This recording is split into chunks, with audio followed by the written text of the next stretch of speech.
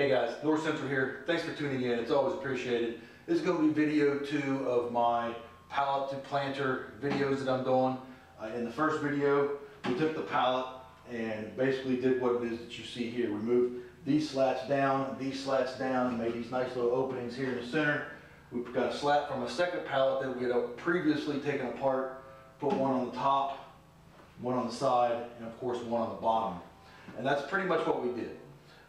In this episode, we're going to be putting a wood preservative on it, making the bags for the dirt and everything to go into, and then of course putting a back on it. So we bring the camera in a little bit closer and we'll get started. Okay guys, here we are. This is the stain I'm going to be using. It's just a regular oil stain or petroleum type of base stain. You know, there's different types of stain that you can use. You can use the oil-based stains. They also have soy-based stains, as in soybean-based stains. They also have linseed oil, and I don't mean the boiled linseed oil. I'm talking more along the lines of the, lean that back a minute, more along the lines of the raw linseed oil. The only problem with that is that it takes so long for it to dry, and by a long time I mean it could take up to months for it to actually soak in and not be tacky. Another great one is mineral oil. Mineral oil has been deemed food safe by the FDA. You know, those people who have these salad bowls that are wooden, that's what they protect and treat those salad bowls with. So you could use mineral oil on this. Of course, you know, linseed oil or mineral oil or something like that, you're going to be with this type of wood. It's not going to color it or anything like that. Which is why I'm using the wood stain, the oil-based stain. I don't have any concerns of contaminating the soil or anything like that because the stain's going on the outside of the wood, okay? The soil is not going to be in direct contact with the stain. And for anybody to come back and say, well, rainwater can hit the stain and splash in and get trace amounts of this or that or whatever else, you know, if you have any concerns about it, then I would suggest that you not do it. Me, however, it doesn't concern me, so this is what I'm doing. So I'm going to get ready to stain it and start, and we'll get back to you. You know what guys, staining is really easy. First of all, the first thing that you should do before you get stained is get some protective gloves on, because this stuff, as its name, stain, will stain anything that it touches. It's really easy to put on. This wood's really dry, so it's going to soak up pretty quick. I do the rag method. I like taking one rag, getting it wet with a stain, putting it on, and then taking another rag and wiping it off. The longer you keep it on, or the more coat you put on it, the darker it's going to be. If you put it on and just wipe it off, then that's pretty much the color that's going to have. So let's go ahead and get started. I get my rag wet with some stain, and it's just a matter of simply rubbing it in and on.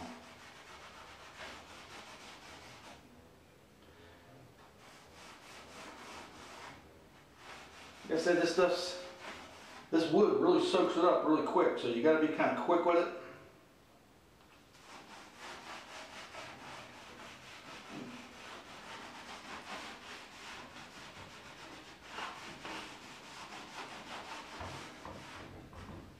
And then I simply take a rag and wipe it down.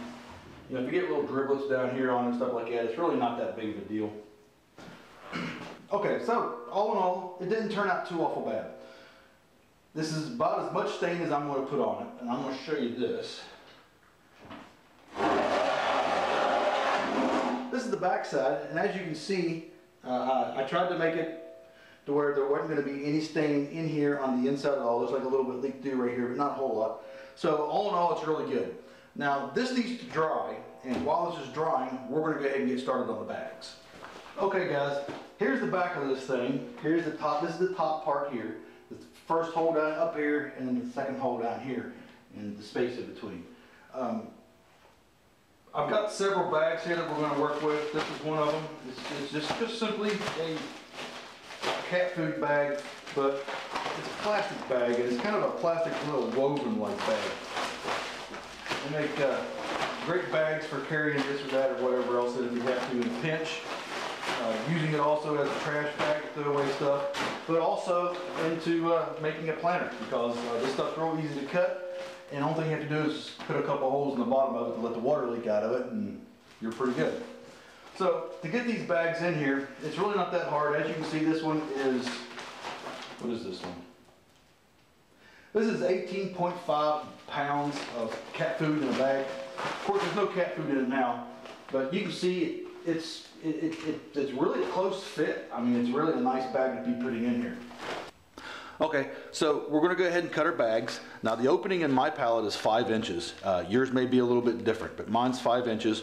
So what I want to do is I want to cut down 6 inches. And what that's going to do is allow, whenever I go to staple the back of it in, to fold it down a little bit to where I can get a double reinforcement, so to speak. Okay, so I'm going to take my tape measure here and measure down 6 inches, which is to about right here. Just very easily take your scissors and just cut right down the seam. You can get a marker and mark it if you want. I'm not going to be that real precise with it. Same thing on the other side. Measure down about 6 inches. Cut down it.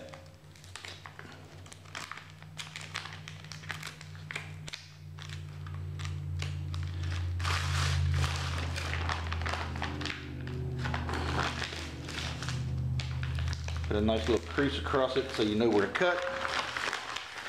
Turn around and cut right across it.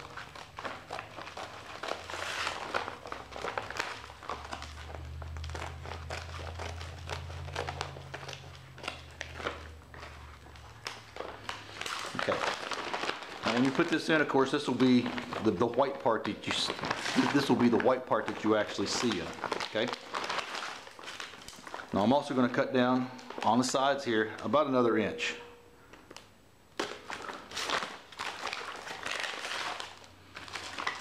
Again, you don't have to be real precise about it. That way, after I get the back stapled on and I fold it down and staple it on, whenever I go to staple on the front, I can fold it down as well and get a good staple on it with a double reinforcement. So I'm gonna go ahead and cut up 3 more of these. That'll make 4, and then we'll start putting them on.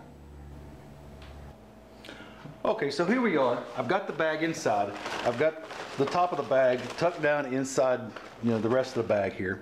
I've got a cut from the top here. This is the cut that we made across, going down just about an inch.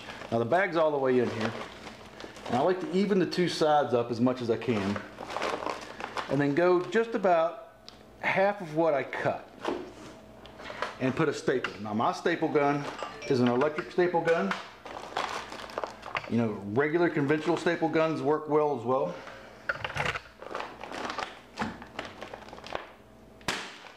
Staple there. Come over here on the other side. And then tight, put a staple there. Now what I do is I fold this down and I put staples all the way across. I try my best not to hit my fingers.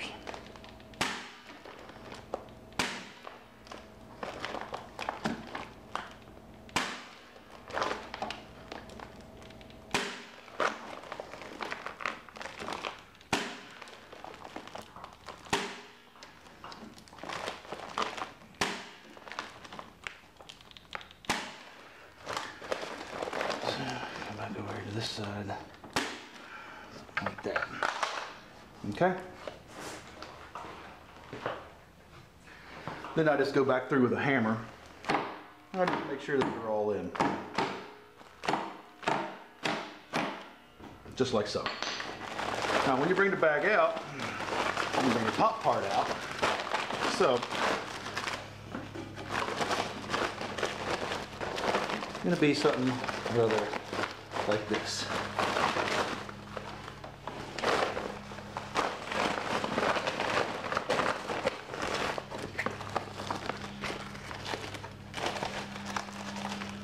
And I take the top and I do pretty much the same thing, with a few minor adjustments.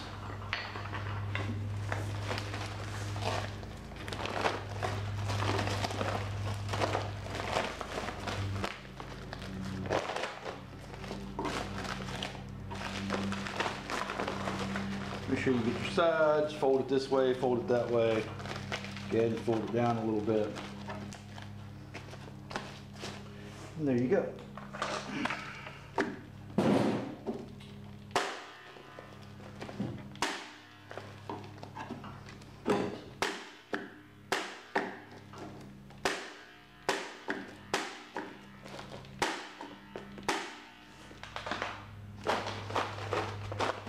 And there's your planter bag, guys. Okay, so here's the front of it, and as you can see, when we made our, up here where we took the staple gun and stapled it up here and we twisted it around, we got the corner. So you're gonna wanna come back in here and cut that with your scissors. You don't have to be a surgeon with it. Just cut it to where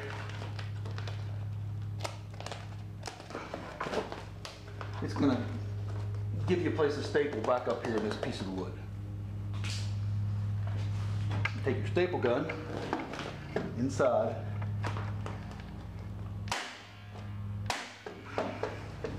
and that's it.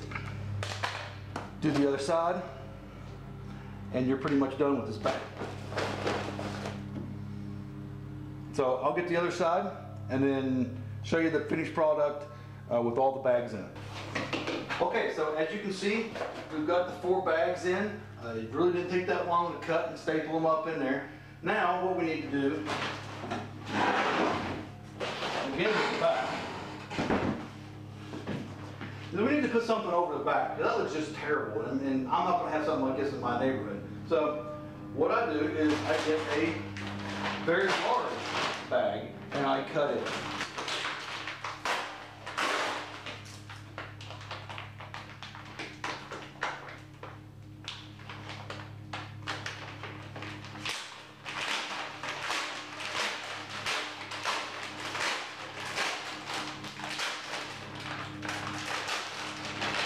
A lot of these large bags like this, they just have tape that holds the bottom of it.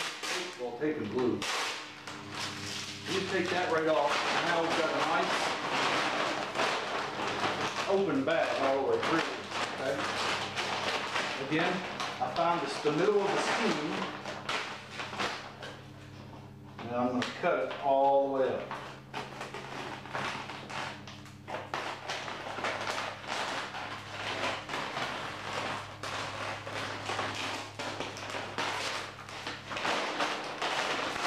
Get something like that.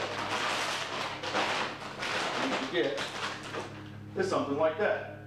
So I'm gonna go ahead and get this thing stapled up here. Stay tuned, I'll be right back.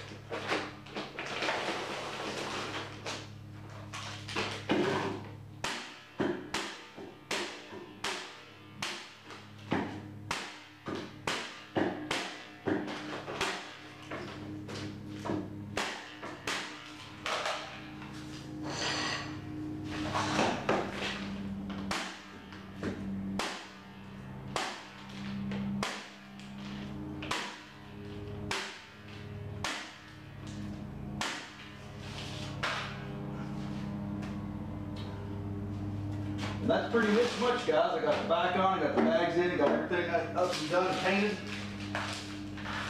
Just spin this thing around for you.